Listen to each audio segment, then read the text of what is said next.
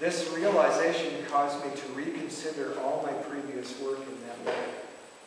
And since that project, the focal point of my work has been on the confrontation of the human and the machine.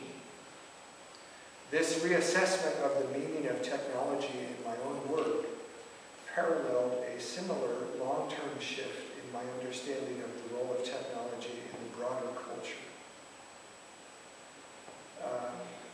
The idea that new musical relationships between musicians can be created with technology is analogous to the idea that new social and political relationships between people can be formed with technology. This is, after all, the central claim of the information technology industry. But the more familiar I become with information technology, the more deeply I doubt that it creates any new relationships at all. Once all the hoopla dies down, it seems that what we are left with is the same old relationships in new packaging. What changes is not so much our relationships with each other, but our relationship with technology, and by extension, our relationship with the natural world. Let me jump to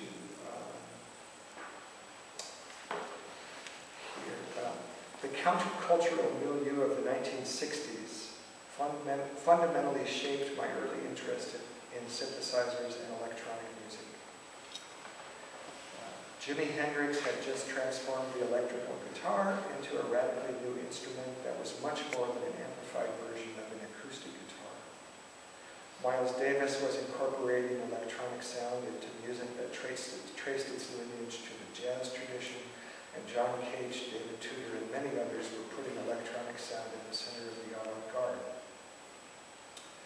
The prevailing view of technology and society was captured in the Whole Earth Catalog. Anyone here remember the Whole Earth Catalog? The Whole Earth Catalog was a sort of operating manual for the counterculture, which sold millions of copies. It always seemed to be lying around wherever people with a countercultural bent congregated. Via the jumbled pages of the catalog, you could buy books by Buckminster Fuller, learn how to tell the age of a cow, identify edible plants, and order composting toilets or Moog synthesizers. The common thread through this eclectic collage was that every item in the catalog was seen by the editors as a tool for personal empowerment. The motivating idea was that access to tools, which was the catalog subtitle, would lead to a more peaceful and enlightened culture through the diffusion of knowledge and know-how. It's no coincidence that the catalog was published out of the area south of San Francisco that would later become known as Silicon Valley.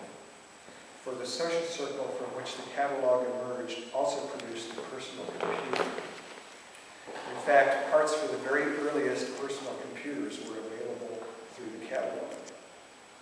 And the publishers hoped that the widespread adoption of personal computers would lead to a radical democratization of society. Today, these ideas seem hopelessly anachronistic and naive. Today, our access to tools is without precedent. Our lives are inundated with digital tools that promise to improve communication but seem only to make us more alienated. Electronic music has exploded out of the avant-garde to become the deafening monochrome background roar of wired yet disconnected culture. Discarded consumer electronics are piling up in landfills in Africa, leaching their heavy metals into the already impoverished soil.